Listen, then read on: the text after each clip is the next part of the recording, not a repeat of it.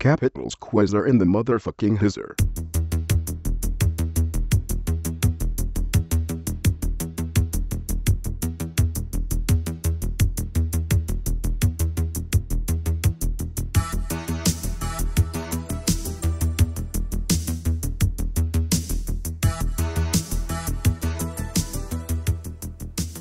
Hello and welcome to episode 77 of Chet and John's Reassuringly Finite Gaming Playlist. My name is Chet Rovers. With me as usual is John Denton. Good afternoon. As usual, two top 10 lists. The number 10s are the games we've been playing the least. The number 1s are the games we've been playing the most. That's it, John, let's do it. All right, my number 10 is a game called Shelter. Now, I thought this was a Badger game. I got the tweet came out from someone and it said Shelter is currently free on iOS. And I was like, I'm pretty sure I've heard of Shelter. I'm pretty sure it's something to do with a badger. And I'm pretty sure people have said it's good. Oh, yeah. This version of there is a game called Shelter, which is something to do with the badger. But this isn't it. This is something to do, well, I put it on and it seemed like it was to do with zombies straight away. This is on the iPhone. And then it said something to do with like deck building, and I've never felt my brain switch off quicker ever in my whole life for anything. As soon as I saw those two words next to each other, building decks, it's like, I don't know what that is. That's something to do with cards. I think that's what you do in Magic the Gathering. And then I jabbed at the screen a few times and I thought, I don't understand what's happening. I need to turn this off. So please don't take this as any sort of review, criticism, opinion. It's nothing. I just thought it was a Badger game and it wasn't. I have heard noise about this being really good. But I hate those things too. Yeah, I don't even hate them. I just don't know don't understand them. That's what I meant. Yeah, it's just too much for me. All right. Well, is it still free? I don't know. It was when I got it. Okay. And apparently the Badger game was really good. What's the Badger game called then? Shelter. Oh, they're both on iOS. No, I think the Badger game is a PC game, but I just, when you just hear a name and then a vague thing, and it's sort of like in the far reaches of your mind. Okay, all right. Well, I'll swerve it. Yeah, do. Or you might like it. I don't know. Other people might. I don't know. Shelter. I don't know. It's a badger. I thought it was a badger. All right. Okay. All right. Okay. My number 10 is Mario Kart 64 on the Nintendo 64. I was out drinking with friends in Brighton last week, and apparently this pub we went to was called the Spotted Dog. We've been there before. It's called something else now. Anyway, I don't know what any of the names are. There any of the pubs that we've gone to? It was the one we went to that had a makeover and it had loads of really, really weird. Anyway, whatever. Fuck knows. They at the front of the bar, they've got an old CRT TV, an N64, two pads, and they permanently run Mario Kart 64. And I was with Zeno, our old friend, and I can't remember whether you remember this. I mean, it was many, many years ago. We all stopped playing Mario Kart 64 because we didn't want to play against him because he discovered that Yoshi was a cheat character. That was before I knew you. Oh, it probably was, yeah. So Yoshi's a cheat character. He knows it. It's the worst thing ever. But we saw that and we thought, let's have a look. And we started playing it, and needless to say, the sticks on the controllers were completely exhausted. Oh, a little crunchy. Yeah, well, it's because it's plastic on plastic. When the N64 first came out, I was like, that's not going to work because you're going to grind the plastic into itself. Anyway, yeah, the sticks were knackered, but we played it. We did a couple of races. We were quite hammered. It's at the time I said it was the best one. I think everyone said it was the best one amongst us lot, and it still is. You can just tell it is. It's they'd never got it as perfect as they did there, apart from possibly the GBA one first time round. But yeah, Yoshi's a cheat character. He didn't pick Yoshi, he wasn't allowed. But you never found that, no? I never really played it that much. I had it. I didn't like the track where you drove and there were cars on the road because I just always used to crash into the cars and used to do my head in. So I didn't play it that much. Yeah, it's probably the one I played the least actually, apart from the GBA one. That's a shame because it's blatantly the best one. All right. So that's cool that that's in a pub. It was a nice interlude for 5 minutes. It just reminded me how much rage was, Yoshi he's in third place. It's the first lap. The first present comes up lightning every time. No present. Exactly. Cheat. My number 9 is not as interesting as that. It's a game called Capitals Quizzer. I'm good at capitals. I really like that title. It is a good title. I'm quite good at capitals. So I heard there's a game about capitals. It's exactly what it sounds like. And it's a quiz. It's quite hard. It's free. It asks you what the capitals are of things. Oh, and right, I knew some of them and I didn't know other ones. Right. That's all it is. It's on a phone. I don't know. You could try me out a capital. I'm all right. What is it? Just pictures? It'll be No, it said the name of the country, and it'll go, what's the capital of this country? Oh, right, okay, gotcha. Yeah, so Just name a country. I might know the capital. I might not. Is there pictures? I mean, it sounds like the dullest app in the world. Is it just the word? I think there's a flag. Okay, all right. See, already I can tell you don't like capitals as much as me, so it's going to be lost on you. I fucking love the title, but when you said capitals, I thought you meant capital letters for some reason. But yeah, I'm not brilliant at knowing capital cities, so I don't think it would... Well, this you might get better if you get this. True that. Learn. Is it a freebie? It is a freebie. There were some ads, but I didn't care. Okay. Because I was just getting my capitals on. Capitals Quizzer. The one. That's a great title. All right. Okay, my number 9. My number 9 is a game called Annunnaki's Errands on the Xbox 360. Indie game, perchance? It's an indie game, yeah. It's it's 69p. It seems so weird. It's no longer 80 Microsoft points. It's 69 pence. Oh yeah. I can't stress enough. Well, I shouldn't. Okay, basically, the picture, I downloaded it because of the box art. It was a bikini-clad woman with her backside to the camera, looking over her shoulder. Much beloved by ex-big developers everywhere. I've seen it many times.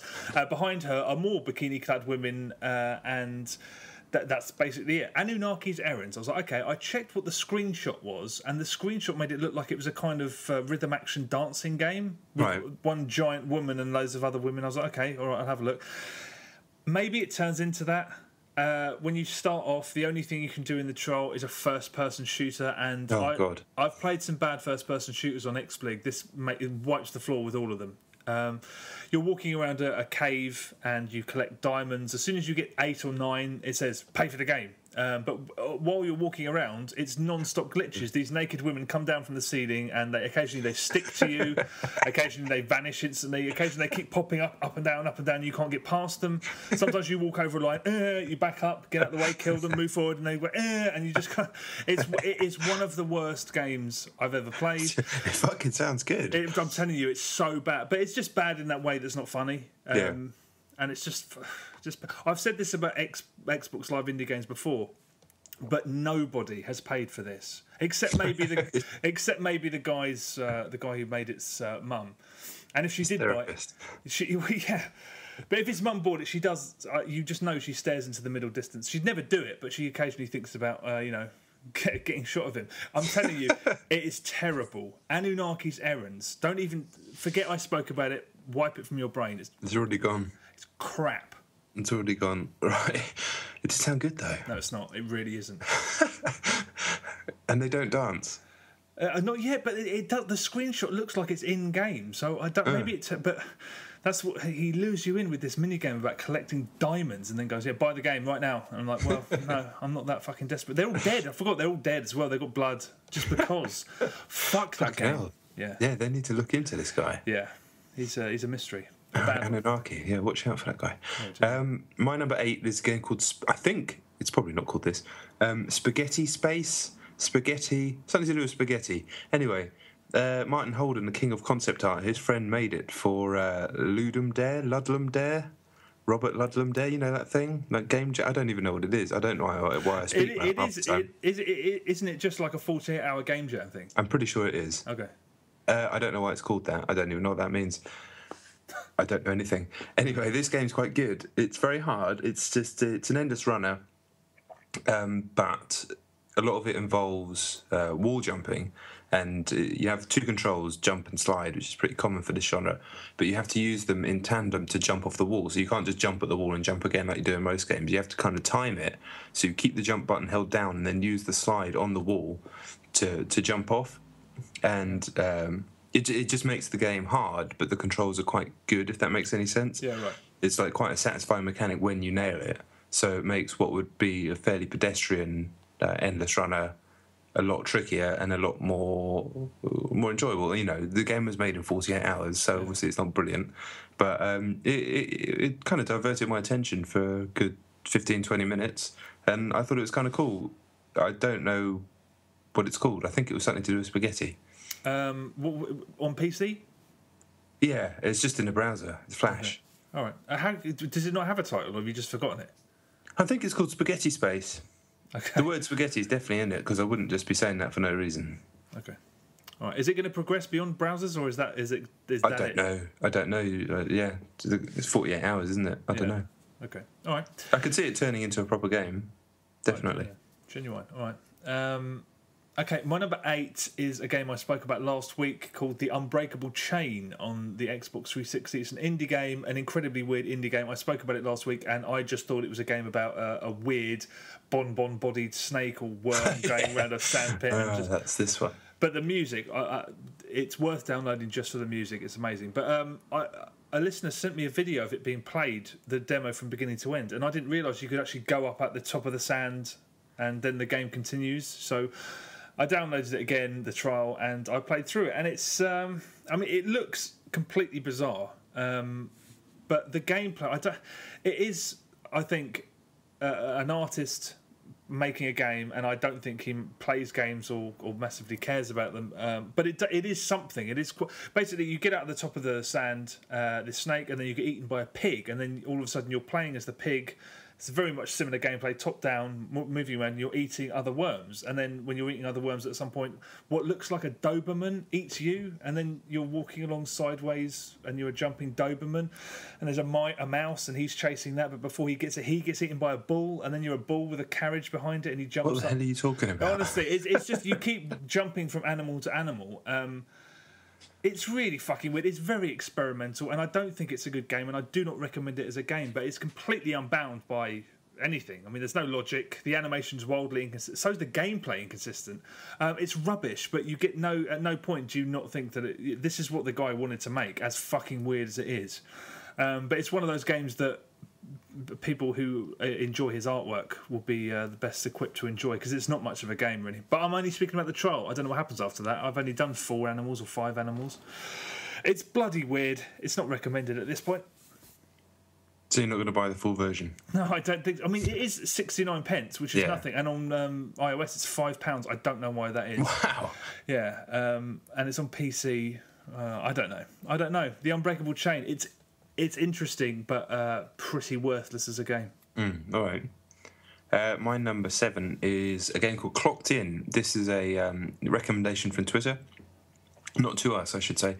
It was recommended by Tom Francis, the guy that made Gunpoint, and he used to work for PC Gamer and whatnot.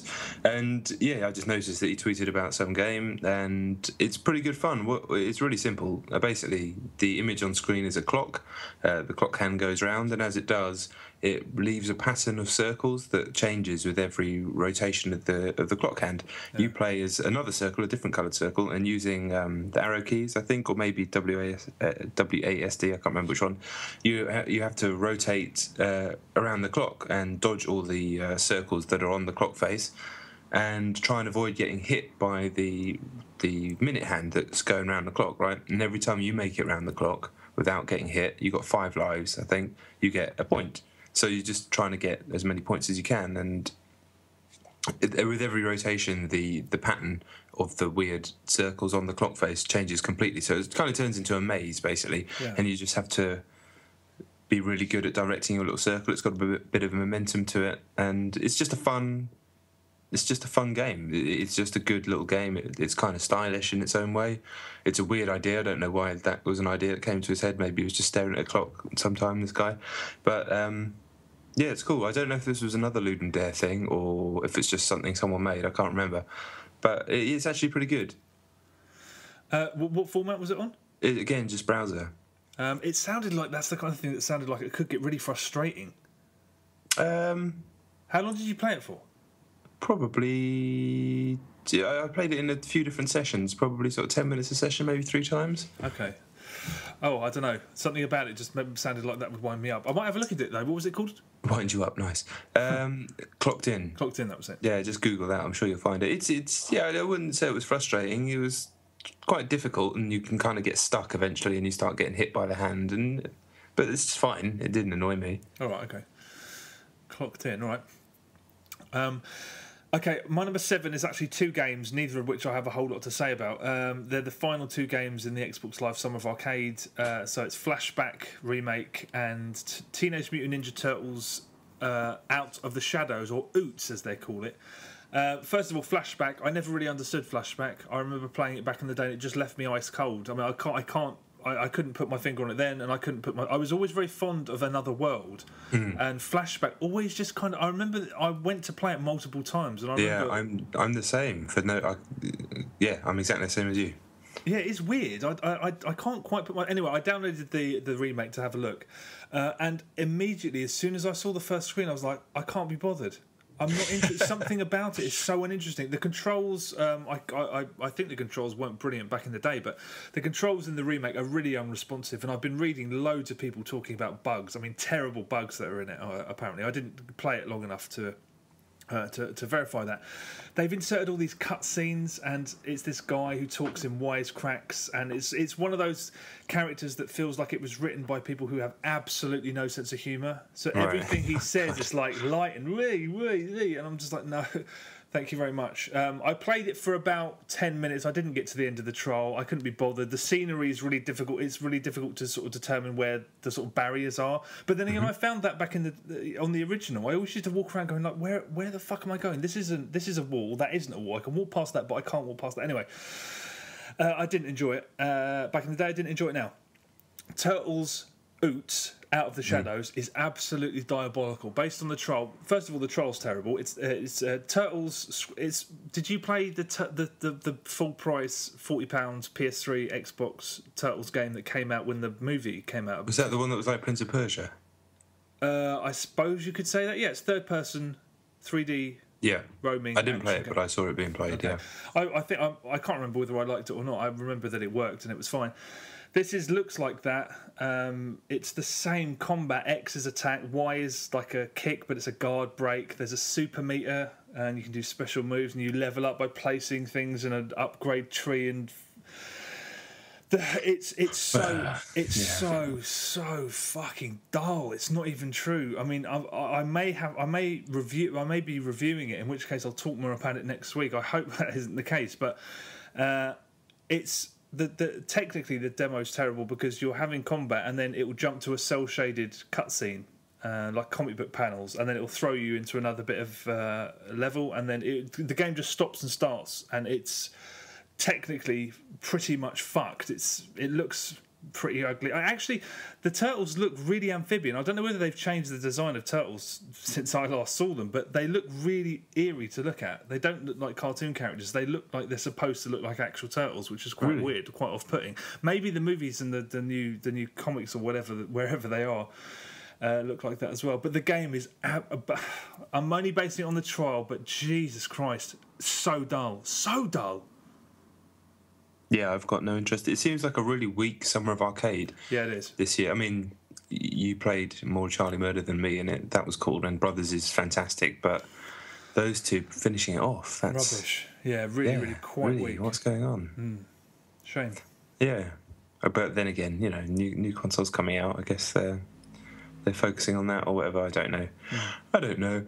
My number 6 is... I've talked about this too much. I feel bad talking about it again, but fuck it. It's New Super Mario Bros. U on Wii U. And now I put the Wii U on because I wanted to download the Wonderful 101, and it took 7 hours to download. God. And it disconnected my entire Wii U from the internet completely to the point where I had to go in and set up a new connection, and then that didn't work because it didn't work when I first set it up.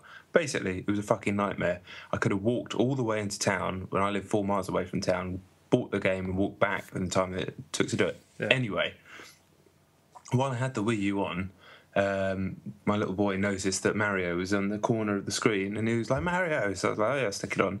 And I forgot, I always say this, but I forgot, it fucking looks nice. I mean, It really does. It looks absolutely gorgeous. And I played a few levels, and it is actually quite a lot better than Luigi U, which I played. That's the version I played most recently. That game's kind of odd. It's too fast. Like, the levels are too fast, and it's just a kind of weird DLC going through the same map, but the levels are different. It just, I don't know, something about it felt like a total conversion mod or something. It didn't feel like its own bespoke thing. I think I'd have rather just had a new map and way less levels. Yeah. But that's just me. But yeah, the levels, they really are good. Later on, I still haven't finished it. I'm sort of maybe the last world or the second to last world. Very good game. I do very much intend to finish that. In fact, I'm on a kind of Wii U mission. I want to finish that. I need to finish Zombie U, which I haven't played for fucking forever. And I do need to finish Pikmin, which I'm right at the end of that as well. And I will kind of want to get all those 3 done, at least to the point on Mario where I beat Bowser. And then I'll start Wonderful 101. Because I'm kind of intimidated by that game as well. Everyone says how hard it is. So have you? Oh, I haven't heard that, really? Yeah, I've heard it's like properly hard, even on normal, and people are putting it down to very easy and still getting smashed up by it. Wow. So, shit. Okay, well, I mean, it is a platinum game. I mean, are people who are saying that the kind of people who've played the likes of Vanquish and whatnot? Yeah, I suppose Vanquish wasn't even really that difficult. Vanquish wasn't very hard, I didn't think. No. Weird. Okay, Bayonetta was tough though. Yeah, I haven't heard that. Wow, fuck. Okay, well, I haven't played it either, but. Yeah, I have it. I meant to play it for this week, to be honest, but I didn't get a chance in the end.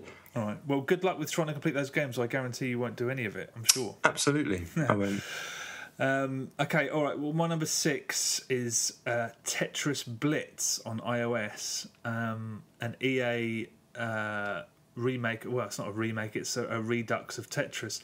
It's a really strangely offensive clusterfuck of stupid ideas. I'd heard bad things about it. I downloaded it a little while ago. It's free, and I'd heard bad things, but I wasn't quite prepared for how angry it made me. It really did make me fucking pissed off. It's one EA have this really weird. They remake things and they port things and they change things, like they did Bejeweled Blitz, which I spoke about several months ago. Yeah. And what they do is they take it and they put neon all over it to make it sort of cool, and they give it a breakbeat. They remix the theme song so it's all breakbeat, and it's just like it's such a fucking corporate idea of what kids want. I don't know how you destroy something as perfect and simple as Tetris, but they've done it. I'd say in one fell swoop, but they haven't. They've done it in several, because it's, first of all, it's time attack exclusively. You can only play it in 2-minute increments because they're trying to sort of bleed money out of you. But it's one of the most confusing games I've ever played in my life. Over the first 5-10 minutes of playing it, all that comes up is windows, and you have to get your head around the fact that there's modifiers, there's streak bonuses, there's multipliers, there's finishes, there's time-limited power-ups where you have them for a short amount of time, but buy them if you want to keep them, buy them, and then it forces you into phony competitions with fake people called things like Bucky Wallace, and he comes up going, "Hey, Wallace." Yeah, here's a little picture comes up, and he's like, "Hey, I'll get your high score," and then every time, fuck that guy. Every 5 seconds, it comes up. Do you want to share your score to your actual friends on Facebook? No, thanks. Fuck Bucky Wallace. And the whole time you're winning coins, and then you use these coins to play on this game of luck that's like something from a fruit machine, and it's just you're supposed to buy bundles of coins and then you buy modifiers, but you can't play Tetris as it's supposed to be. The most fucking irritating thing about it is that I will pay for normal Tetris. I'll pay. The last time I paid for normal Tetris, or was able to, was fucking on the Game Boy, I think. When was the last time Just Tetris came out? I bought an N64 one with Disney characters, which was just like, a mate of mine called it Chernobyl Tetris, because it was all these brand new shapes that were like giant. But Just Tetris, I'm just the fact that it's not. I mean, it's probably here as an unlockable if you spend $3,000 on in-app purchases. Yeah. It's so confusing. The actual way the game plays is quite nice, because what it does is it picks the different options are in outline at the bottom of the screen. You just tap where you want it to go. Tap, tap, tap. So actually playing it as Tetris is not. There's all these other systems where you build. There's so many systems in it. And trying to get your head around it is next to impossible, but it doesn't feel like Tetris, and it made me really fucking angry, because Tetris is like chess. It feels like it's, the fact that it belongs to someone, or especially EA, it kind of just feels fucking weird. It's like, I don't know, I always think of Tetris as like a kindly, really cool old lady, wise, a friend of the family, like an old woman. Yeah. Because it's been around. Tetris has been around for almost as long as I have, and it's just, I don't know. I feel like I've got a relationship with it as a thing, like chess. You don't think of that as being owned by someone and being fucked around. Chess Blitz. Yeah, it's like a kindly old lady, friend of the family, and to watch EA stick her in sequin hot pants and send her out into the street to earn them some more money. I put it down and I was like, "Fuck off!" You completely pissed on a classic that It really is fucking rubbish. They've destroyed. It bears almost no relation to Tetris. Fucking hell, I hated it. I really did. Fucking Bucky Wallace. Yeah, don't you? Yeah, those fake guys. Hey, hi guys, you beat my good. Share your scores to Facebook. Enter your Facebook details and your credit card details while you're at it. Piss off, Tetris Blitz. Honestly, don't bother. Stay away. Yeah, I'm not going to. Well, I don't know how to follow that. My number 5 is Spelunky on the Vita. I've been waiting for this to come out. I don't have a lot to say about it, really. It's had a nice little PS Plus discount as well. So it was like $9.50. Looks great, plays great. Apparently, at a later stage, it has some frame rate issues in like the ice stage or something. I've never got that far. I'm way too bad at the game. I doubt I'll ever have to worry about it. I don't know if it's a thing that was just with this guy or whether that's a prevalent issue. But yeah, I'm way too bad at Spelunky to even have to worry about that. I think I had no frame rate issues or anything when I was playing it. Just a brilliant game. How many times have you paid for it? Twice. Fuck. Once on Xbox and here. But I'll talk about this later as well, but I don't mind paying when I know it feels like you're kind of supporting someone as well. I mean, the guy's made it's probably minted now, but it's not like you're just chucking 10 quid at EA for Plants vs Zombies 2 fucking coins or some shit. You know, I don't mind so much. And the game's I did really want it on Vita because I want to play more of it, but it's not when you stick on the Xbox. And say you look, not that I ever fucking play Battlefield anymore or anything like that, but that feels like something that you should be playing something a bit bigger than Spelunky on, really, when you stick it on, especially when you've got rare amounts of time like I do. But on Vita, that's a perfect fit. And the Vita's turned into this machine that I never thought when I bought it, it was this kind of luxurious item with amazing graphics and the kind of thing you wanted to show off to people. And now it's just turned into this space for the indie games that I was already playing on PC at the moment. And it'll be where I get them first instead of the PC now, as more and more come, as the PS4 comes out, because it's just perfect for them. Yeah. Absolutely perfect. And yeah, I'd never have thought this machine would turn into that, but that's what it is. I mean, Hotline Miami was the fucking shit on Vita, and so's this. Yeah, I have to say, all of this indie stuff is making the Vita much more appealing. I was just about to ask, do you reckon there's any chance of it coming to 3DS? But I think maybe I might have to bite the bullet, because there is. I keep hearing stuff about the Vita that just makes me think, fuck, that's cool. I think I need one. Also, I don't know if you are getting a PS4 anymore, but that remote play stuff looks pretty damn good at Gamescom. Yeah. I don't know. Are you getting a PS4? Yeah, it's pre-ordered. Fuck. I've pre-ordered an Xbox, but have you? It's just because everyone I know is going with it. Everyone was PS4 when I pre-ordered it. Yeah, I know. That's yeah, I know. I don't know. It's just because I'll end up with both, but I can't get both at launch though. I'm not a fucking millionaire. I can't. I said to myself, I'll get the Xbox when Titanfall comes out next year. Yeah. So that was the first exclusive game that I've got any interest in playing. I don't care about Rise or Forza, so. Yeah, I'll wait for that shit. To be honest, that might. I mean, if depending on how it does, that might be that will be the time where they might drop the price a little as well, or they start doing really, really good bundles with Titanfall. Yeah, possibly. Well, hopefully.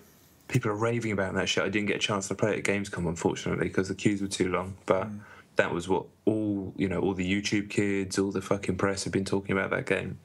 I want to play it. Yeah, me too.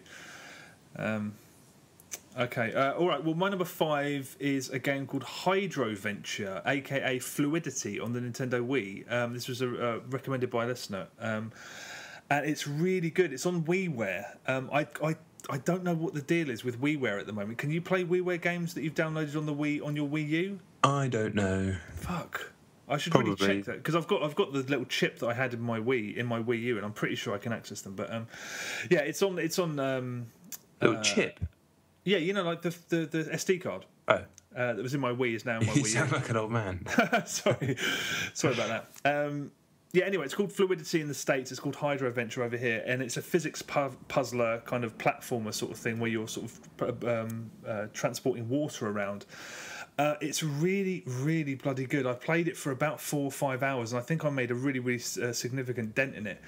You're playing the whole thing in the pages of this little picture book, and it's in this world called Aquaticus, and you're fighting off this black stuff called the Influence. I mean, it's a daft story, but it's not, who cares? You're controlling this water, and you control it with the Wii remote by tilting the world left and right, and then if you want to jump, you can flip it up, and you'll sort of send this water. The physics are incredible.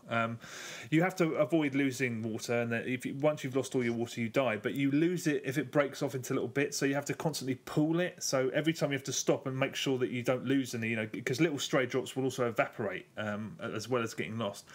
But you're jumping around with this water. The physics really are quite impressive, and you do things like you find cogs, and then you sort of you carry them around, slot them into mechanisms. One of the first things you do is you find a fish, and then you have to transport him back to his fish bowl, and then leave some water in it. It's really, really cool. I mean, it's good for a couple of hours, and I was like, this is really fun. All you're doing is finding rainbow drops, and they unlock new parts of the level. It's standard stuff. It's almost like Metroid, the way you sort of get new things and then open different parts of the map. But what it really wowed me is that the elements change later on. You can be ice and steam. So the steam, you turn into this like cloud, and you can fire lightning bolts to solve puzzles, and then the ice blocks can break into new areas or smash stuff, or use you can weigh down switches and stuff. It's really fucking clever. It's so good, in fact, that I think it could have been the kind of sort of breakout success.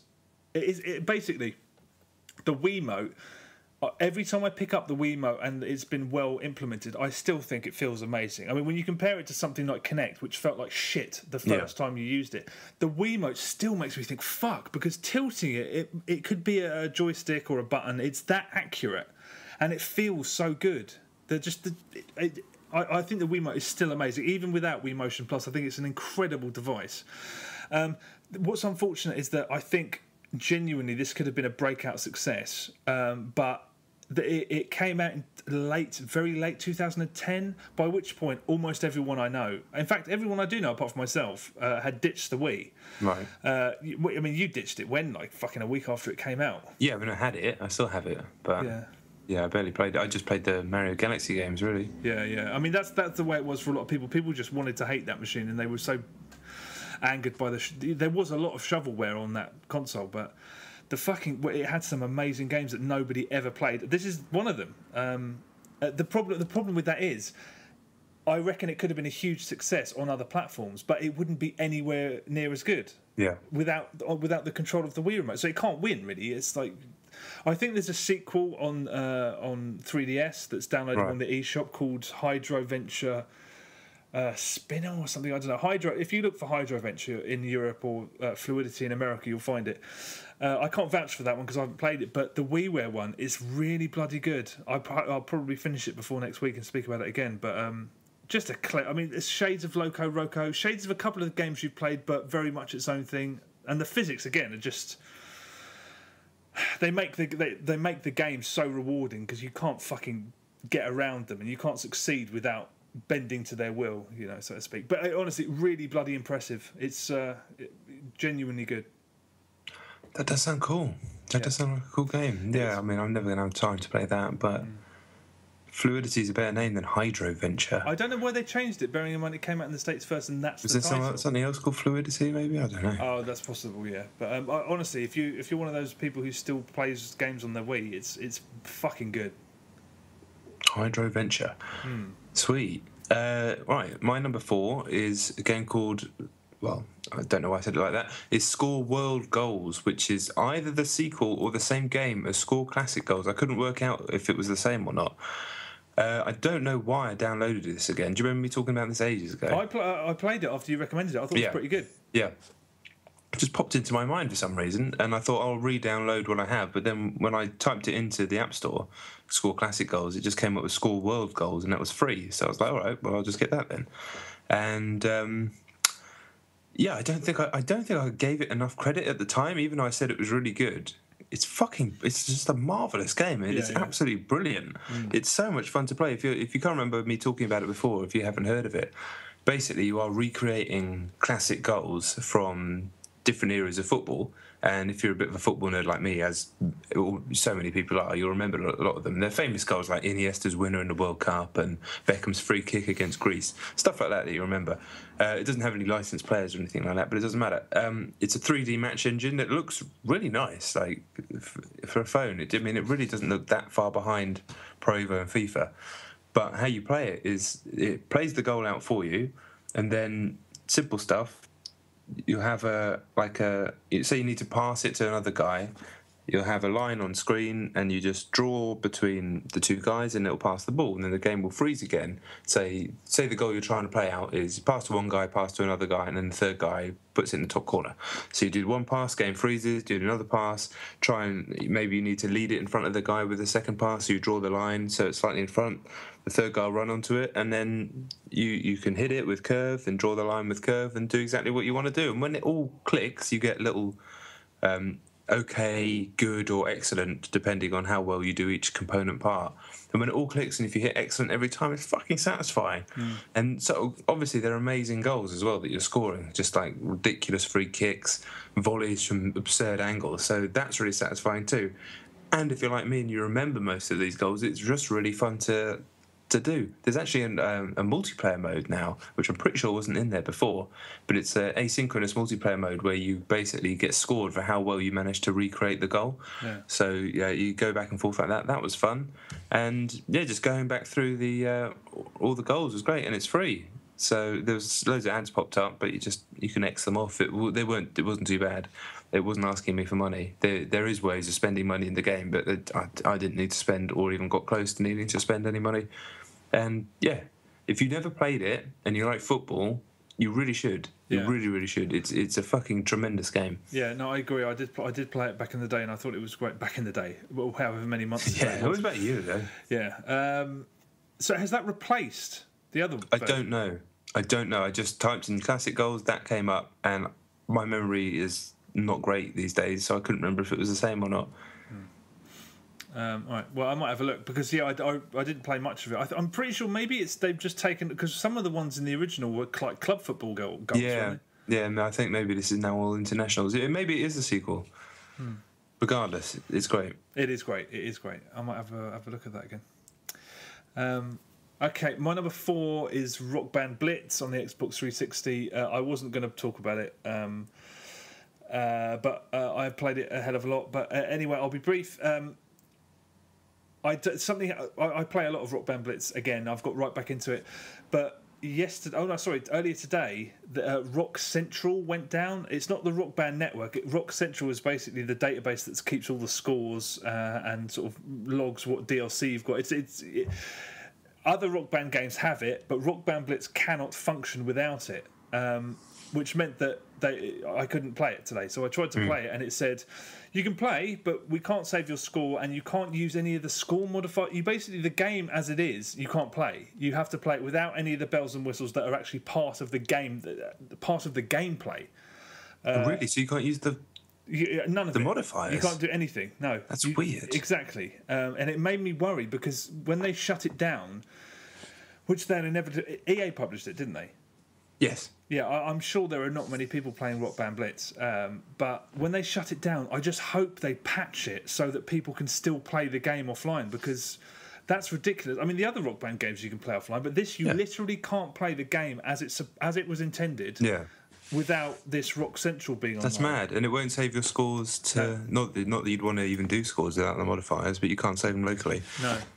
Nothing. That's what I mean. That's why I'm hoping when they take it offline, which they inevitably will do at some point, hopefully not soon, but they will, I just hope that they somehow patch in the ability for people, so that that's no longer a requirement. Yeah. And incidentally, the Rock Band store still prices things in Microsoft points. So it was a fucking bitter pill, because I just bought a few track packs, and I bought a Miley Cyrus track pack, just because it's one of the last things I haven't. But I've bought almost everything else, and it was loads of songs for a discounted price. So I was like, yeah, buy, $400. But yeah, fuck, £3. I saw it go by, like, oh god. When it's real money, it's a real kick. It was a real shot in the balls. But yeah, Rock Band Blitz is amazing. Incidentally, if you like watching videos, let's play videos without commentary of games that nobody liked when they came out, I'm going to put some Rock Band Blitz playthroughs on our YouTube channel. You are legitimately one of the best players in the world at Rock Band Blitz, though. Yeah, but I'm all right. Yeah, some of the ones. You're in the top probably 30 players in the whole world, I'd say. I don't know. I mean, there's no way to assess that. But yeah, I'm going to put up the ones. Apart from the leaderboards. Yeah, I'm going to put up a few ones that I've got, which were both 3. I've put 3 up today, which is both of which are. 2 of which I was originally number 1 in the world at, and now I'm only number 6, but it'll do. But if you don't like the game, no one likes the game. Who's going to want to watch it? Nobody. But what the hell? Well, it's a shame you didn't put them up when the game came out. I know. I should have done a fucking tutorial because I know people that didn't fucking go back to it because they found it too confusing when it's not really at all. But we only come up with good ideas 8 months You ain't wrong. After the fact. You're not wrong. I played some of that game this week as well. It's brilliant. Mm-hmm. I hope that it's not broken now forever. That would be a crushing disappointment. No, actually, I twittered them and they said, we're fixing it. And I tried it about an hour ago and it's working fine. So I did a couple of tunes. It's all good. Oh, nice. All right, talking of stuff that's sort of been online and a bit broken, I managed to get hold of that leaked Pro Evo 2014 demo, which you'll know about if you've been on the YouTube. So I did a video for it up on there. But it's gone down. It was only up for a couple of hours. A buddy of mine, Steve Burns, mentioned that it was on there. I was lucky enough to be sat next to the PS3, so I downloaded it. I was really excited about this game. Obviously, I've talked many times about Pro Evo 2013. I thought that was the best Pro Evo there's ever been, a real return to form, better than FIFA 13. This, though, all I can say is, what the hell's gone wrong? Now, I'll preface this. Is that it? That sounds right. That'll do, yeah. Oh, yeah, that sounds right. I'll preface this with... Nope, no, I've forgotten how to speak. It's a demo, so who knows what build it is, and it's a leaked demo, right? So who knows if this was even supposed to have appeared online? Who knows if this is the demo that's coming out next week or not? Who knows lots of things? It's Konami.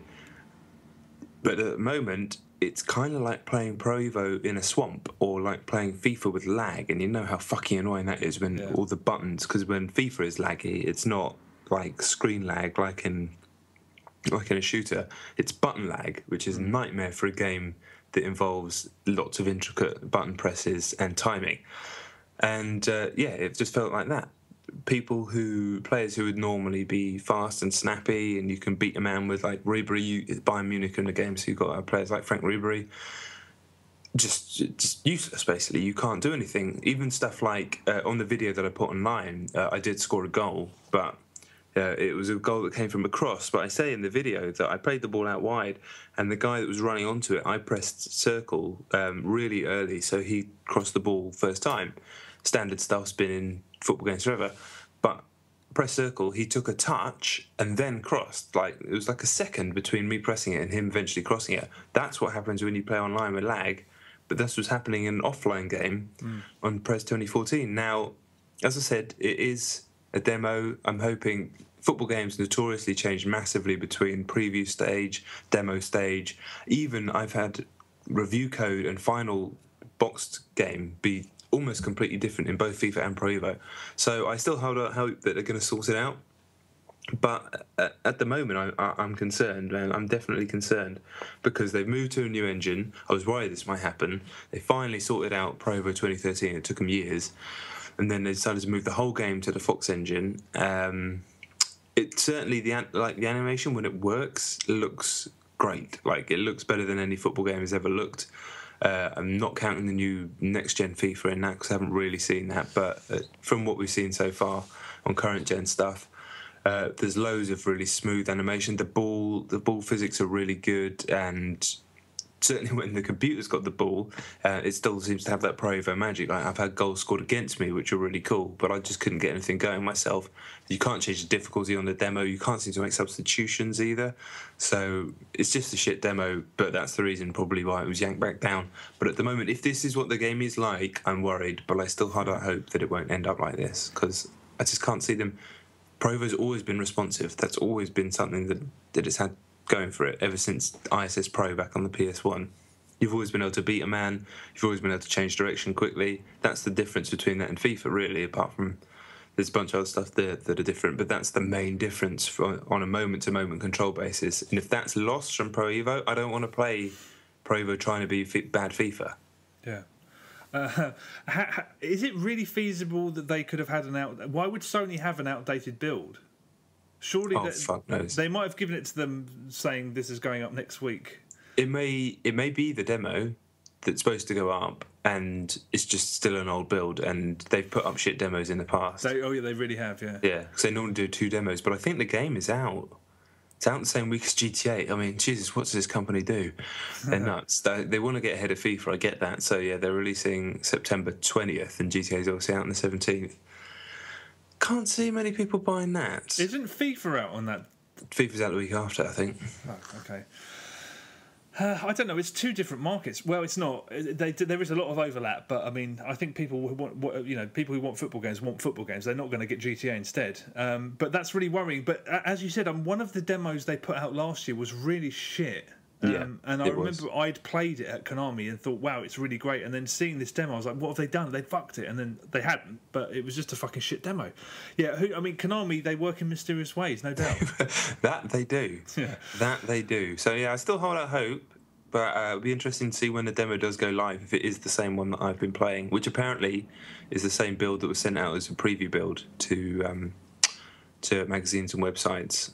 And certainly the videogamer.com write-up by Steve was basically the exact same experience that I had, which went up a couple of weeks ago. So we shall see. We shall see. The Eurogamer one was like, this game's so good, I'm going back from FIFA, wasn't it? That was based on a visit, though, I think. And I think, Steve had also played it at Konami and said it was really good. It's just, there's almost no point previewing a football game because they have so little time to make it, and all it is tweak until the game comes out, because there's always a day one patch. And then there's always stuff that people are upset about that they end up changing. So all right. Well, I hope so as well, because I like the last one. Okay. My number 3 is The Bureau, XCOM Declassified on the Xbox 360. I finished it. Oh, yeah. I disagree with a hell of a lot of what you said. No way. I think it's really, really good. And I really think it's something that XCOM fans will really, really appreciate. Even when you're just plodding through fucking grey corridors for hours. See, the first time I descended into one of those grey-blue gunmetal sort of industrial caverns, the sort of vaguely Halo-ish... I was like, oh God, here we go. But there was only a couple of levels like that, and there was so much... You said there wasn't a lot of variation in the levels, didn't you? Yeah, I didn't think there was. I thought it was... In fact, I thought that was a major selling point of it, the way they kept the variety going. And when you were in those alien environments, the first one is normal, and I was like, okay, this is fine. The combat never stopped. The combat throughout, from beginning to end, was a constant source of excitement. I think the combat was absolutely superb. And it never got boring. Moving those people around, like I said, I mean, I love the fact that if you want to just go Rambo and stop directing people and run in and shoot people, you can. But it is a strategy game at heart. But no, when you're walking into those alien landscapes, the first one's normal, and then afterwards there's that one where you're under the lake and everything glistens because it's under the water, and you encounter that Stargate that looks properly. I sat back and I was like, wow. That looks amazing. And then there's all the stuff from the Americana when you're out on the roadside and there's diners everywhere and stuff, and then you're in the towns. I thought constantly it changed and changed and changed, and it felt like they'd made a real effort to make sure that it didn't get monotonous. The final bit of the campaign was a little bit much. There was there were a few too many. I didn't think it was that bad. I think they threw too many enemies at you, but story. I thought you were talking about a story. The story. The story. I thought it went to interesting places at the very end when you have to make a couple of decisions. Yeah, but disappearing up its own backside. Being one of them. Yeah, you could say that. I mean, I know when it's uncovered about halfway through what the diabolical plan is. I was like, what? You're doing this? You're doing this thing that I think if you had to put any science fiction game in front of someone and say, have a guess at what the aliens are doing, that would be the first guess. I was like, oh, come off it. And yeah, I suppose it is a little bit pretentious where it went in the end, but it was 7 hours long. I enjoyed, maybe 8 hours long. I enjoyed every fucking second of it. It reminded me of two things. It reminded me of Dark Void, bizarrely enough, because of those brass backpacks they had with the blue lights and that arm gadget. It did actually remind me of that. Yeah. Just visually, I mean, it did eventually rely on a sort of repetitive combat a little bit, which Dark Void did. That was a guilty pleasure. This isn't. This is a legitimately good game, I think. And the other thing it reminded me of is Freedom Fighters. Because they're both squad based, they're both sort of tactical, and you are both in both of them. You're directing your squad around. But Freedom Fighters was a game that, if you played it at the time, almost, I remember it feeling like I was part of a strange group of people, because you'd say freedom fighters and someone would be like, fuck, freedom fighters, man. It was, to some people who didn't play it much or just looked at it, it's like, oh, well, I know what that is, it's rubbish. But did you play it? Oh, I finished it, loved it. Yeah, freedom fighters was a hell of a game. It was the shit. That was when IO was still good. Yeah. So yeah, it made me think of that, and I think that comparison is warranted. The other thing, the AI, possibly some of the best AI I've ever seen in a game. The AI of your guys was absolutely superb, breathtaking at points. Every single time I wanted them to do, you give them commands, you say, do this, use that power on him, do that, and then you get busy doing your own combat, and then you remember the amount of times I went to go and give them their next command and they were already doing it. And then there are occasions when you can work, get too far forward, aliens come and you're kind of swamped, so you have to back out. The amount of times I turned around, started sprinting, and I was going to mid-sprint direct them, but I didn't need to, because they'd run by my side and sprint back, and I was like, this is brilliant. I feel like I'm playing with fucking other people. And fuck it, I didn't have that. I just thought they were idiots. No, I was so blown away. There were times when I thought this would be so good on co-op, completely not realising that the whole reason it's good is because it's not co-op, because you're directing everything they do. But when it felt like they were using initiative in combat, and I was like, that's so fucking brilliant. I didn't think, fuck, we've got to get out of here, and not have them join me. I didn't have them running off into stupid places, dying in the middle of nowhere, and having to revive them. I never got into situations like that. I did multiple times. What difficulty were we doing it on? Norms? Yeah, I did it on normal as well. I think most of the stuff on the sidelines is rubbish. It actually owes more of a debt to Mass Effect 2 than I realised, because you want, that sort of XCOM base is basically your ship, because you can go around interrogating people and open those dispatch missions and stuff. But it's taken the appeal of XCOM and the appeal of something like Mass Effect, smushed them together, and I think it really fucking worked. I was thoroughly satisfied when I finished it. Well, I'm glad you enjoyed it. I wish I'd been able to enjoy it as much as you, quite frankly. Maybe the fact that, when you're having to review something, especially on a short deadline, which I had on this game, I did have to just smash through the whole game. I've been basically in 2 sittings, and the second sitting was a very long sitting, so that kind of helped. Yeah. So, maybe I'll give myself that. But do you know what? I mean, I still stand by a lot of what I said. I did think that it started interesting and then just descended into just standard sci-fi bollocks. And for me, it could have just been anywhere, any sci-fi game anywhere. I just think it completely lost its hold of its own setting by the halfway point. And then by the time stuff happens towards the end, I don't want to spoil it in case people want to play it, but I was like, fucking, what are you talking about, game? It does go a little bit wacky, but I kind of went with it and I did like it. I mean, if I only disliked 2 things about it, it was that the sort of the nerviness of XCOM, where you had to be really careful, otherwise the person would die. That this can still happen, but like you said, you can reload a checkpoint, and if you're in the middle of battle, as soon as that wave of enemies or that area is clear, someone will come on a radio and go, don't worry, I'll send you another guy straight away. And then out of the middle of mid-air, some guy will just come up, one of your other squad, and you're like, well, what was the point then? There's no... Yeah. I've got a like-for-like replacement. It's pointless. The other thing I didn't like is that that guy, the main actor's voice. Oh God! It was like a spoof. That little sort of exhalation he did after every sentence. Yeah. We're gonna go over there. I'm gonna kill you. But I was just like, oh God, I can't hear that guy speak. Really, honestly, if you had to sort of play a spoof version of a kind of grizzled action hero, he was doing it. But I think the game was fucking great, really enjoyable. I've seen a couple of people have given it 8 out of 10s. I'm with that all the way. 8s. Yeah, well, it's cool. It's divisive. Have you seen that brilliant article on Polygon about the making of it and all the things that went wrong? No, I didn't. I didn't know that. It's a really good feature on Polygon. I can't remember who wrote it. I'm going to say Chris LaPlante, but I might not be right. Just Google it or check on Polygon. Really, really good feature. Like, when they do their really good features, that they've obviously had a lot of time dedicated to them. Yeah, really good long form feature. Check it out. All right, yeah, genuine. I found it more interesting than the game. Right, my number 2 is a very interesting game. In fact, it is Gone Home on PC. Oh, yeah. Now, I said I'd finish it, and I did. It turns out last week I'd actually played less than I thought. I don't know why I thought I played as much as I had. I'd played fuck all. But I'll go into a bit more detail about what the game is, just in case you don't know. You probably do, because a lot of people have been talking about it. Anyway, it's story-driven exploration game. You play as Caitlin, who's come back from travelling. She's like maybe 19, to a family home, but it's a new family home because her family has moved in the time that she's been away into a new home. Hence, you don't know where anything is. This is revealed very early on in the game. No one's there when she gets in, and you have to uncover the mystery of what's gone on by moving about the house, finding clues, solving very simple puzzles, and just generally unpiecing a mystery.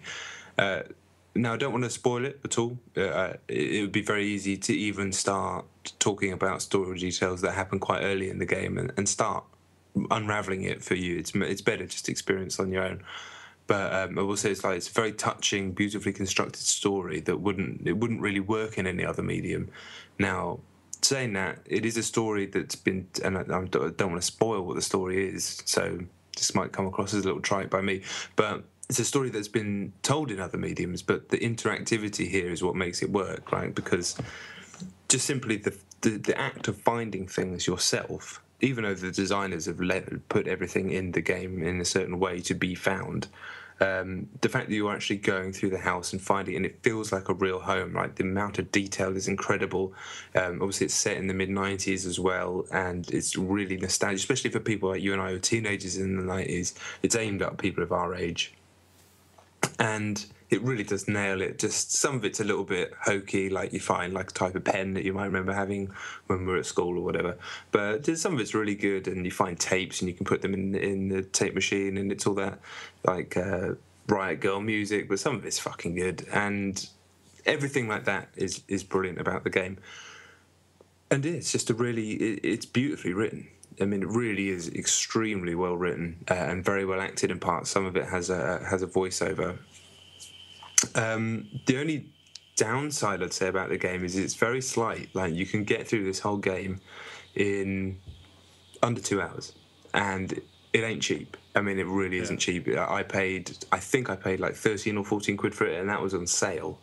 So, I mean, that's very, very expensive. Now, I don't feel aggrieved at spending that much money on it because, like I said this before, I'm kind of happy to support this team. If this was just a game coming out of EA or Activision, I don't want to say, I don't have any problems with these companies, but it doesn't feel like the same giving them money. But these guys, like, you can see they had a clear vision of what they wanted to do. They left 2K Marin to go and do it, and it just feels like deeply personal. You know, they've made it out of Portland. Yeah, the game's set in Oregon. Like, I assume in a place near Portland in Oregon. And yeah, I was always happy as soon as I heard about the game, and then I saw the first trailer. I was like, I'm going to buy that. That's going to happen. So yeah, I'm absolutely fine with spending the money that I spent on it, but it does feel like a luxury rather than a necessity. I have to say that. Kind of like you're eating at Noble or something, you know. It's not. It's nice, and the game's still highly recommended, but it's not. I wouldn't say jump on it just because, you know, that ain't cheap to spend. I wouldn't say there's a massive amount of replay value. If you really love what happens in the game, I'm sure you might want to go through it again at some point, but there's no real reason to. And yeah, it's tough in that respect to recommend, because I do think it should have probably been under a tenner. But regardless, I mean, you don't know the situation. Some people could easily afford that and not even think about it. So highly recommended, brilliant piece of work. It's amazing to think a game like this can even exist, even 10 years ago, thinking about the times when we played games at uni, and then something this rich and genuinely well written. We always used to talk about how games aren't well written ever, and they weren't. Very rarely, but now it seems to be like sort of week after week there's something that's genuinely superbly written. I think you're just getting a crop of people coming through who understand the craft of the writing, but also understand the craft of video games together, and they're able to produce something like this. And this game will be a certain subset of the market, for want of a less ugly word, that this game will resonate with incredibly. And that might sound crass for people who finish the game. I don't mean it like that. But yeah, for certain, there will be people that this game really, really affects, and that's great. Yeah. So you think that the reaction is justified? Yeah. Okay. I do. The only problem I had with the whole game was that I thought it was a bit expensive. But I don't like even talking about money and value anyway, really. But just because it was so slight. But I don't feel bad about paying for it at all. It's a brilliant game. Okay. All right. No, just because I've heard a lot of people sort of talking as if it's the first of its kind. Is that fair? Is that overdoing it? It's tough. It's funny because it's definitely born out of the kind of some of the narrative devices that have been used in certain first-person games, particularly BioShock, and you can tell that they've come from BioShock. A lot of it is, I think I read in one review, so I don't want to steal this without giving it credit. I think it might have been in the Eurogame review, a lot of which I actually disagree with because that gave it a 6. But regardless, he said that the way you uncover the backstory in a game like BioShock, this is kind of the whole game for Gone Home, because you don't have you're not walking around with a gun and having that kind of action element. You're just doing the walking around, and that becomes the whole game. But a lot of the other stuff he talks about, I actually disagree with. These criticisms. Anyway, it is. Yeah, what was your question? What am I talking about? It might just be my imagination, but the way people are talking about it, they seem to be just sort of referring to it as something that's the first of its kind. That's right. I mean, in some ways, it is. It uses familiar tools, very familiar tools, but in many ways, yeah. I mean, it is and it isn't. It's kind of hard to answer that, really. It's kind of hard to answer that. It didn't feel like I was playing something particularly breathtakingly original. However, it did feel like this was a level of craft that did feel new, if that makes sense. There have been games more touching, I'd say, more, and certain things that are probably better written, but the fact that this is so confident in being a game that has no traditional action, but it isn't just one of those like, walk through a landscape and a story happens around you either. It is really good. Obviously, I've talked about it a lot, so it must have done something. Yeah. No, I do need to check that out. It's just I thought the more I hear people sort of referring to it as this new thing, I'm always wary about stuff like that. I'm trying to think of an example where a game came out that kind of broke the mold a little bit and everyone overpraised it.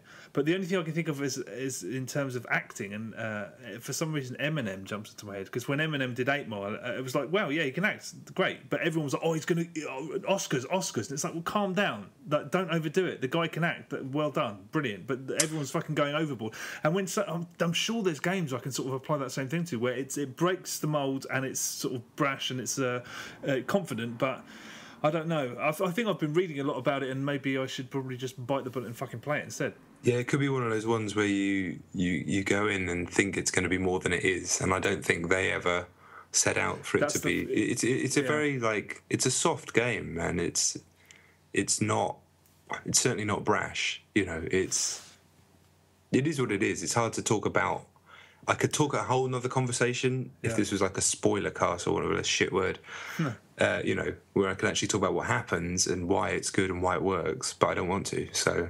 Okay. Yeah. Is this one that you said was on Mac as well as PC? It is on Mac as well, yeah. Okay, all right, fuck it. I might just say bollocks. It is fucking expensive, though. But yeah. Right. Eventually it won't be, so as long as you get around to it at some point. Yeah, okay. All right, interesting. Okay, my so that was your number 2? It was. Okay, right. My number 2 is Lost Planet 3. This was meant to be seamless. We couldn't make it. Could we make it seamless? We could try. Yeah, we're doing a good job right now. No, right, it's too late. We recorded number 2 and number 1 early because we wanted to make YouTube videos, and you might have already seen those videos, in which case you've heard some or all of this already. I should have just slotted that in. I thought we could have actually got away with doing it seamlessly, but we're wankers, idiots. But anyway, cut to whatever it was from the other day. My number 1 is Lost Planet 3, The Chronicles of Jimmy Payton, my bearded boy. Lost Planet 3, it's not very good, is it? I think it's quite a bit less good than you said it is. I think you probably like it more than I do.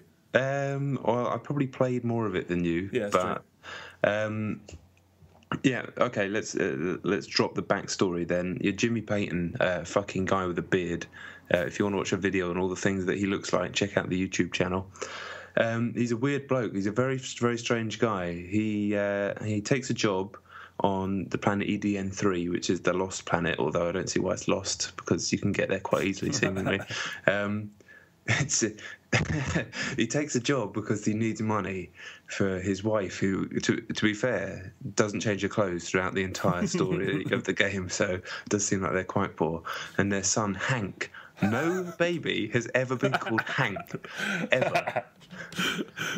Anyway, so he takes a job on a different planet. The world's worst job. I mean, there's no worse job than this.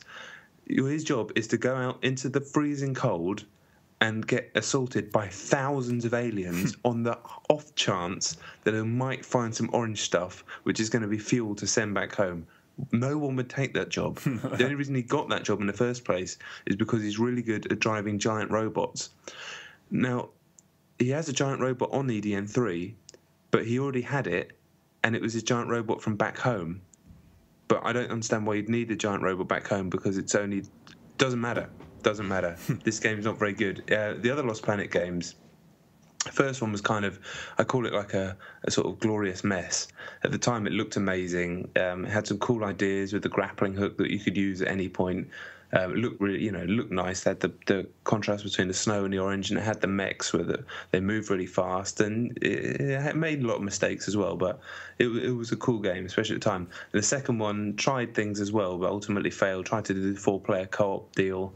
And it I wanted to go in a kind of Monster Hunter direction, I got the impression of, but ultimately it just ended up with you getting spammed by these giant monsters and you couldn't get up, and it was a bit of a nightmare. But at least they tried to do something interesting. This is just, it's a different team. It's Spark Unlimited, the guys who made fucking Turning Point and Legendary, two of the worst games on Xbox.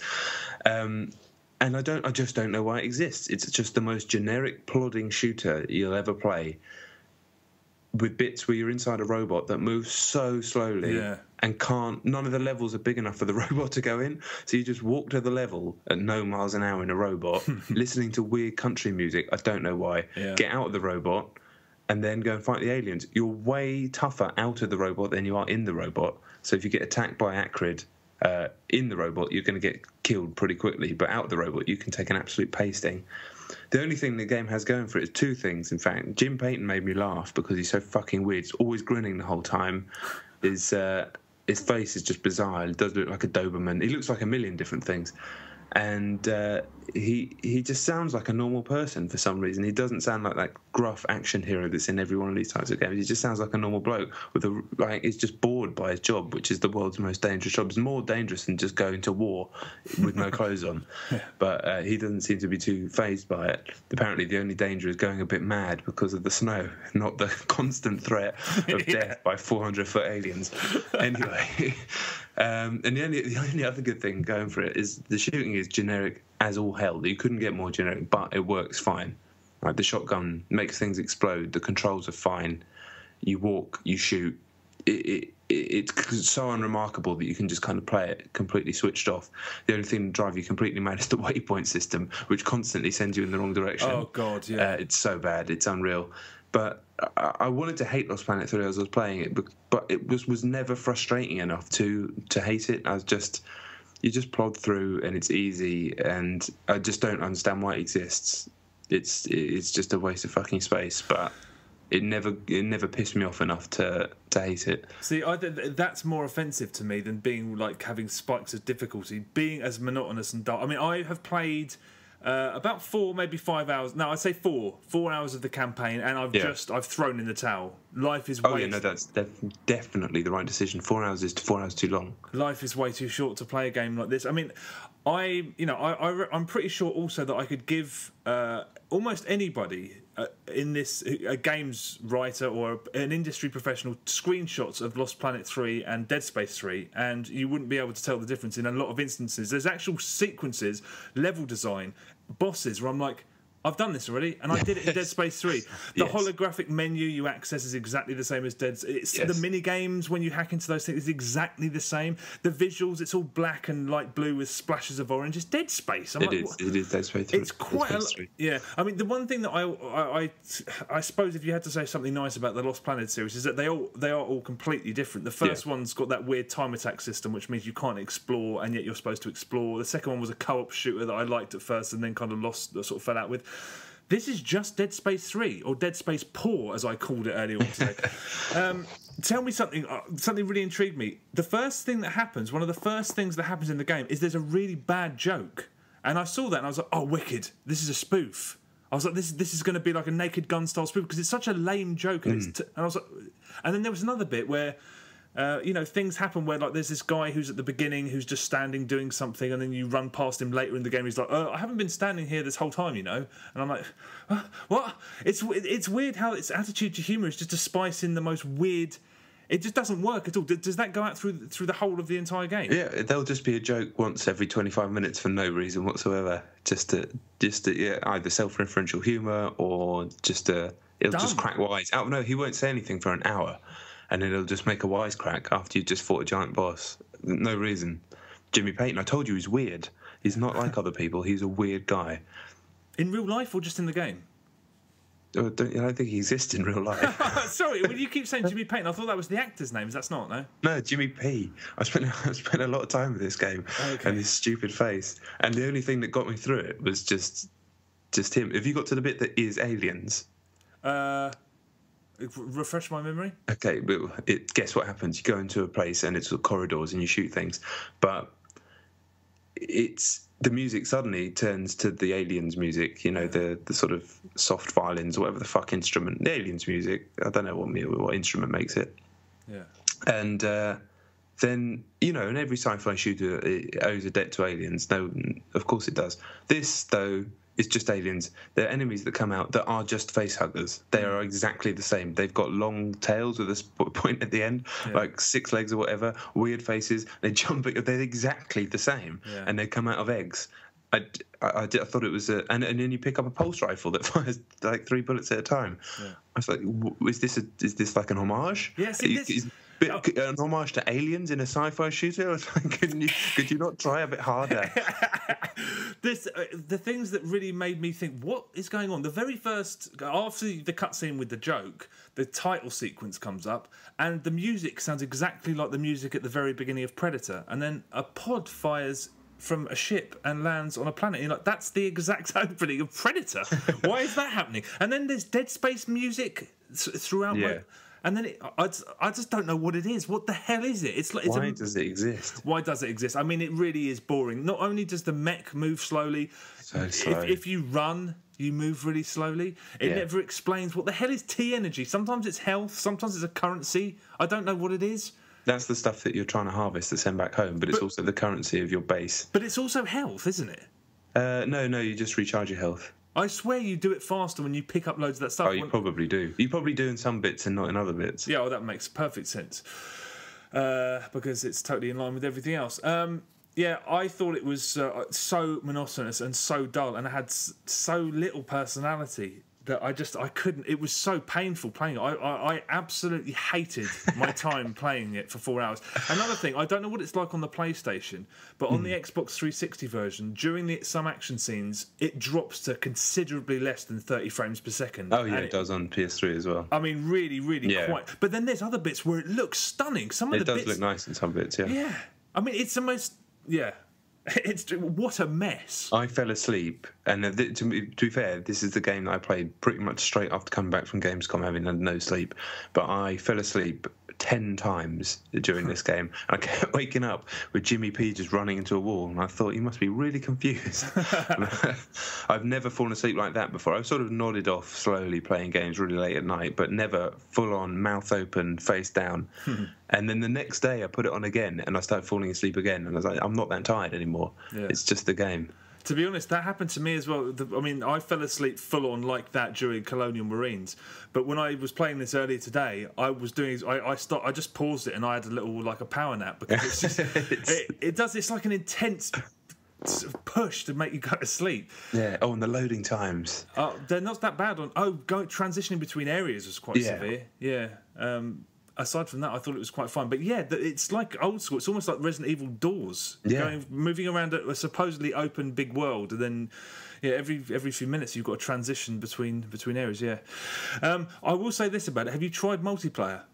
Briefly, yeah. What do you think? Well, it was all right. It was just shooting things. nothing. Okay, I thought it was actually really rather good. I reckon I've played it for almost as long as I played the campaign for. I turned it on to have a look, and I ended up having loads of games on the trot. You just love shooting other people, though. You do it in anything. In games like this, the multiplayer component is always appalling, almost always. But this is it feels really nice. It's like a faster Gears of War. It's really kinetic. Well, that was the one thing I liked about the game is that it actually. Just play it to move the man and shoot the things was fine. It was better than it is in most of these types of games. All right. Well, yeah. I mean, it feels, but I like how kinetic. They're all objective-based games, and there's always stuff moving around, and it's just there was really nice variation to them, and all of the maps allow flanking. So there's some really cool bits like where they've got to plant bombs, you've got to defuse the bombs, but everyone was using all these tunnels around. I mean, I just thought normally. The multiplayer side of these games like this, is always the worst, and this was really quite good. Really, I was genuinely liked it. I just remembered. Have you seen how he rolls over cover? Oh wait a minute! Doesn't he flail his legs around? He does the most bizarre things, like a 6-year-old trying to get into bed. he just lies on it and then rolls really slowly over it like a sausage. That's not a good idea. Good old Jimmy P. He's an odd guy.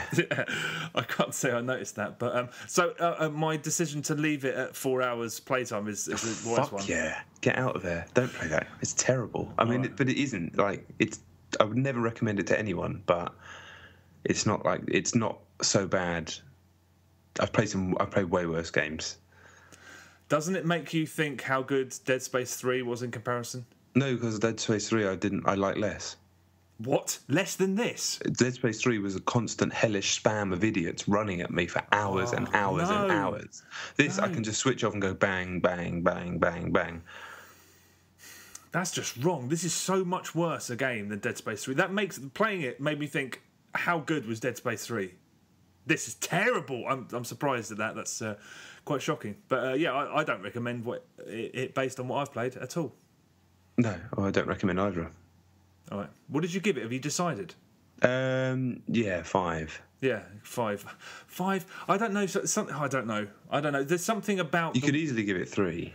That's what I was thinking. It was so boring. Yeah. Follow the waypoint. The waypoint will fling back to where you've just walked 20 minutes. Go back there, shoot a thing, jump. I'm just like this rocket. Jimmy P. And having a radio in your mech that only plays country and western. Why?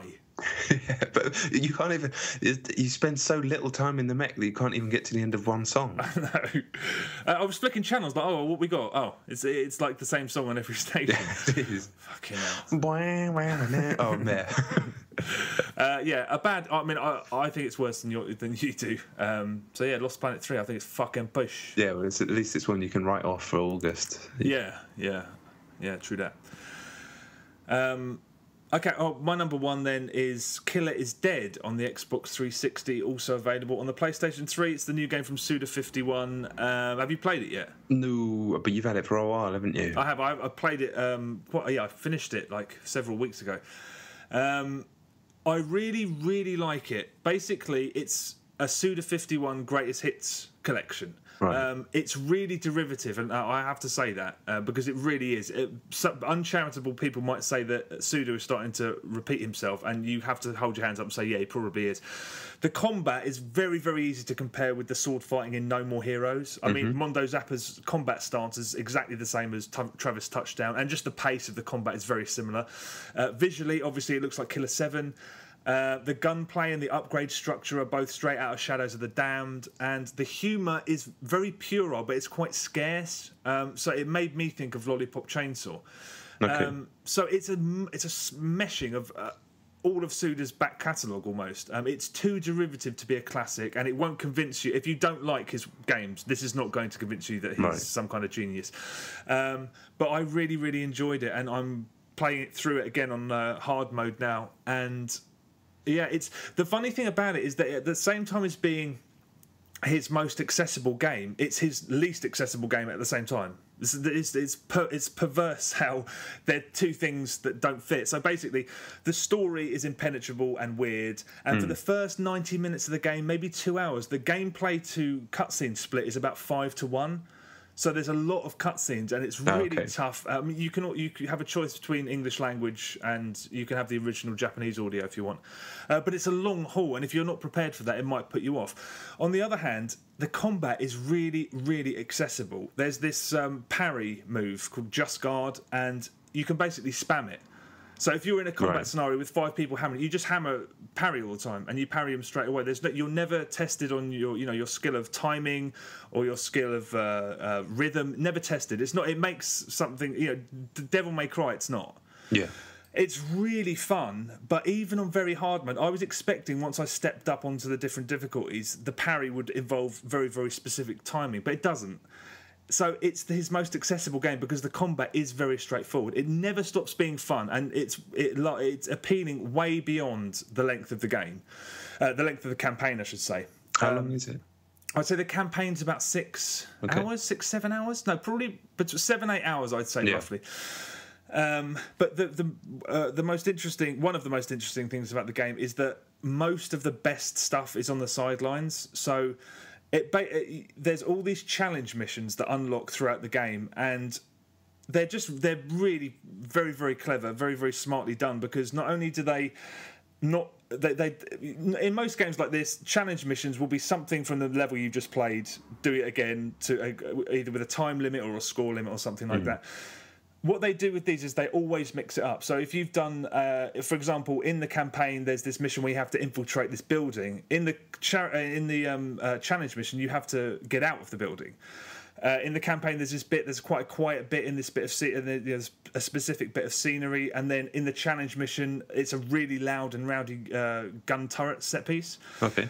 So it's never the same thing twice. If you want to replay the missions, you can, obviously, but there's so much variety in the challenge missions that they represent the best part of the package, which is quite unexpected. Right. If you want to ignore all the challenge missions, you can, because the stuff that you can unlock, it's mainly to get more money. But the stuff you do unlock some things which can also be unlocked elsewhere in the campaign, so they're completely optional. Also optional are the Gigolo missions, which I assume you've heard about. Well, this is the thing that caused all the consternation, wasn't it? I mean, at glance, seemed to be... I don't know. My opinions on these sorts of things do tend to differ from everybody else's, but I just thought it looked funny and stupid because I know the man's work, right? And understand that he tends to err on the side of parody most of the time. And fucking stupidity as well. Really. Dumbassery, which not stupidity is the wrong word. Dumbassery, which is something that I like all the time. I just thought it looked funny, but then again, I don't think I've always found maybe I'm a lot less sensitive to this sort of stuff than a lot of people, or maybe I'm not. Yeah, see, I'm in the same boat as you. It's impossible for me to talk about the Gigolo missions without talking about a video that videogamer.com put out called Killer is Dead, Just Like Suda51's Career. As far as I'm concerned, it's the worst thing to have appeared on a mainstream gaming site for a year, maybe longer than a year. There's this, I mean, you know about this. There's an utterly bizarre subsection of the games press in England who endlessly celebrate and congratulate each other for having knee-jerk reactions to things. And what they do when they have these reactions is they write articles or they make videos and they present them, they articulate them so that they sound like these things are things that they've sat down and actually thought about. So at the beginning of that video, Matt Lees explains that he hasn't played Killer is Dead. He has literally watched someone else play it and watched over their shoulder. Literally that. So he can't offer any context on the subject because he hasn't played it. And then 20 seconds later, he says to the camera, it's all about context. And that is bullshit artistry of the highest order. It's completely dishonest. This obsession with identity politics has really got to stop because it's stifling coverage and discussion of an art form that's in its infancy. And if you're not intrigued and excited by the places that an interactive art form can take you exclusively, I don't know why it's your job. I don't know why you're writing about it. Because everyone knows damn well if these mini games or if this characterization wasn't interactive and if it was in a cutscene, there would be no fuss, just because there's 100 years of enlightened art criticism where we can accept that an artist can create unlikable people and we don't have to pin any kind of accusations on them. I mean, the argument expressed in that video is Philistine. It's completely anti-art. It says that if you create unlikable people or if they perform unlikable acts, you can do that and they can exist. But the second you interact with them, apparently it's fair game to rob an artist of his creative relativity and dismiss him as a pervert. If you think that's right, honestly, it's despicable that, again, the games press, there's always talk about cliques and how it's an echo chamber and it's insular and it's impenetrable and it's all just this little backslappy sort of... Who cares? No one's interested. I don't give a shit about that most of the time. But when it's in a situation like this, I just... the fact that people I admire and respect liked and shared this video is a damning indictment of it, because I know some of them shared it without having watched it, without thinking what the implications were of sharing it. It's completely anti-art. Philistine. Anyway, if you liked or shared that video, go back and watch it again. Listen to what is being said, and if you genuinely think that that's worthwhile, or it's well argued, or it's progressive, I'm sorry, I think you're an intellectual degenerate. Anyway, the fucking gigolo missions themselves are not worth a damn anyway. They're trial and error, and they're boring. And that's the other thing. You said you think that they're quite funny. I laughed at them repeatedly, and if you think that they're not done for laughs, I don't know what planet you're on. Here is what happens in all of these games. In every scenario when you play these gigolo missions, the first thing you see is Mondo Zappa sitting at a bar, and he has a sip of his beer, puts the beer down, turns, notices there's a pretty girl sitting next to him, turns back to face you, one eyebrow goes up. I mean, really. And then... basically, you have to give these women gifts, and while they're not looking, you kind of gawp at them, and this meter goes up, and if you give them the right gifts to the right people, it goes up faster. It's boring. But anyway, yeah, sorry, the first thing that happens is the eyebrow. While you're oogling them, Zappa says things like, magnifico. And then... if you manage to get them to take them to bed, he gives a thumbs up to the camera at the end. Here's two things that can happen when you take them to bed. In one instance, the screen fades to white and Zappa screams like a bloodied man on a battlefield. Oh, yeah! That's one thing that happened. Another thing that can happen is what I described as first-person lech mode. You're in the bedroom with this woman, and your first-person perspective, Zappa's hands are out in front of you like he's trying to grope her breasts. I mean, it's comedy. I don't care what you think about the outdated sexual politics, but... it's comedy. But with regards to the outdated sexual politics, Goichi Suda has said repeatedly in different interviews that this is supposed to be the underbelly or the flip side or the dark side of James Bond. And you can't argue with him on that. Because the James Bond of old, not so much now, obviously, but that's what James Bond did. He oogled women, occasionally gave them gifts, and then he fucked them. That's what he did. The thing that's actually quite interesting about this is it presents James Bond... Mondo Zappa is a really unlikable character. He's bookish, and he's one of the least likable protagonists of any game I've played, I think. But if there was a real-life James Bond, he would be this drunk, incredibly pathetic... He completely unable to deal with these people, so he just showers them with gifts and then takes them to bed. I mean, he would be as pathetic as this guy is, and that's so important because at no point are you supposed to empathise with this character. And there's a great example in the campaign. During the campaign, this woman comes to ask, because they run a firm for executioner, what do you call it? Like a hitman firm. They're killers. This woman comes in and she's distraught and she's shaken up and she wants to have someone killed. Again, I don't know how sorry we should feel for her because she's coming to ask to have someone murdered for her. But when she's sitting there and she's shaken up, he sees this and he's like, oh, you know what? I'll do this job, but I don't want any money. I'll do it for a kiss. You know, not now. You don't have to give it to me now. We'll meet later. And he's a predatory scumbag. He's so unlikable. And the fact that you're not allowed to... Anyway, bollocks. The gigolo missions, after all, that aren't even worth the fuss. They're the least interesting part of the game, but you can skip them. The game's consistently good. The only thing I didn't like, rather, in the campaign is that at the end it kind of goes a bit meta, and there's break the fourth wall dialogue, and it's flippant and pointless, and it's just slightly irritating. And there's a plot sort of revelation in the third act that's really, really, you could see it coming a mile off. But it's a true flight of imagination, like all of Suda's games. It's the most random, amusing stuff happens. The combat is fun. Like I said, way beyond you finish the campaign. There are several laugh out loud moments, but not too many. A terrific soundtrack. It's basically excellent. It's just a little too derivative and a tad too simplistic to be sort of, you know, completely and utterly memorable or a must-buy. But if you're a fan of Suda, you can't miss it, but then you already knew that. I really, really enjoyed it. And if you think it's sexist, you're a dipshit. Well, I'm a fan of Suda, so I'll be playing it. I know that the trouble is at the moment there's just so much out. Yeah, no. It's been such a tough August. It's fascinating to hear you talk about that stuff. I mean, I'm not going to comment because I ain't played it, but I always assumed that I would always assume on the side of a guy like that. Yeah.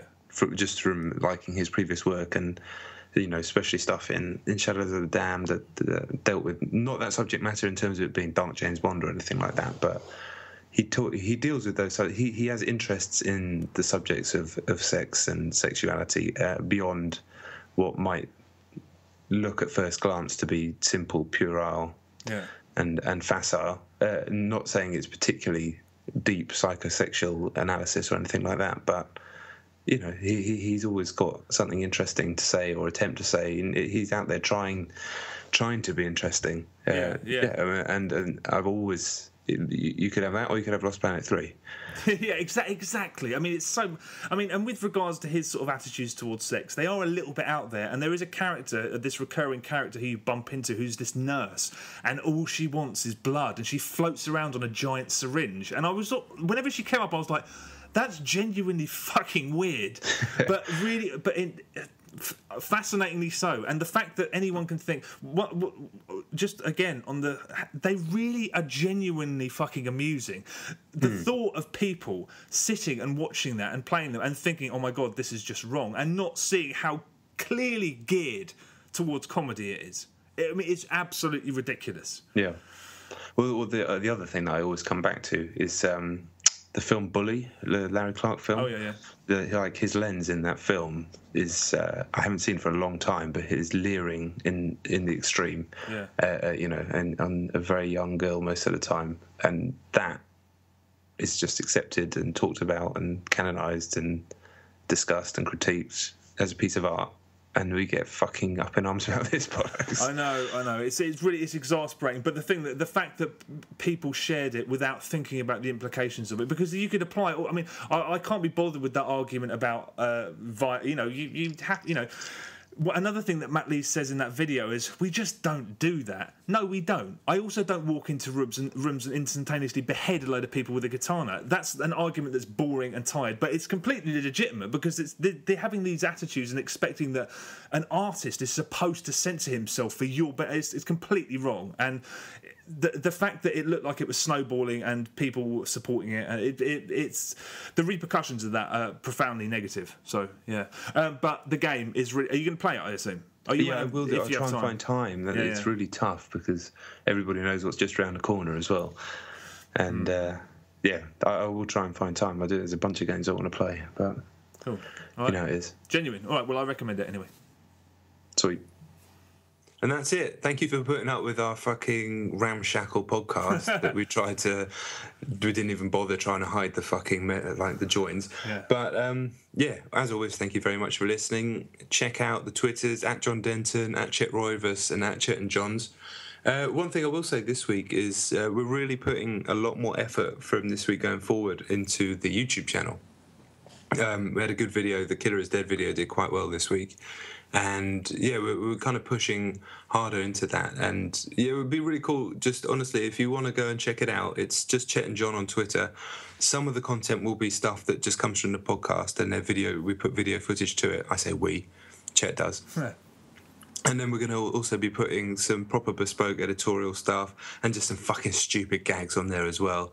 And we're really going to try and have consistent content going out on there. We've had a chunk of new subscribers this week, and hopefully we can keep that moving. So if you are a fan of the podcast, one, thanks very much. Don't know why the fuck you listen, but thank you. Yeah. And two, If you want to jump on and hit subscribe, it will massively, massively help us, as much as doing an iTunes review, as much as chucking us a game recommendation. So enough fucking ugly begging from me now, but that would be sweet. So appreciate it, and yeah, we'll check you later. Yeah, thanks for listening. See you later.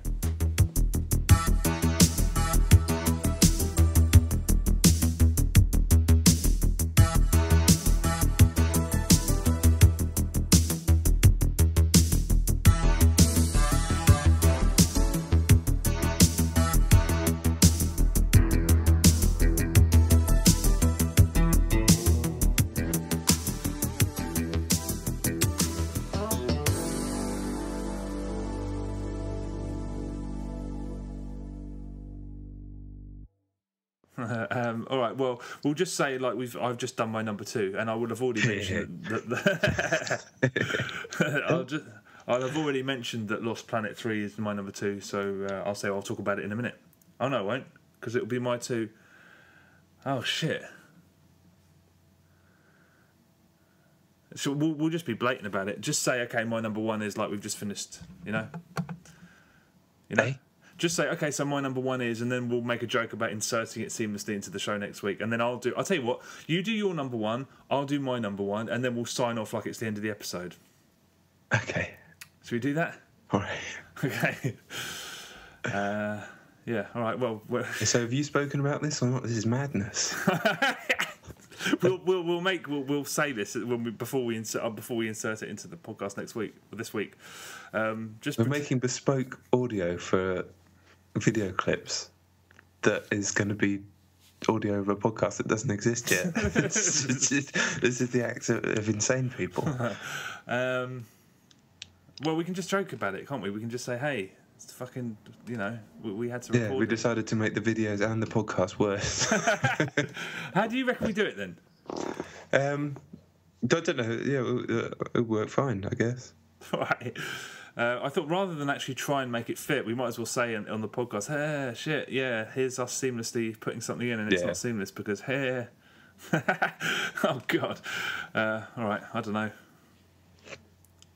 So just start whenever you're ready, whatever. My number 1 is Lost Planet 3, The Chronicles of Jimmy Payton, my boy. Have you played this shit? I have, yeah. It's my number 2. Okay. What? That makes no sense. No, I know. This is... You two are just dumber than a bag of hammers.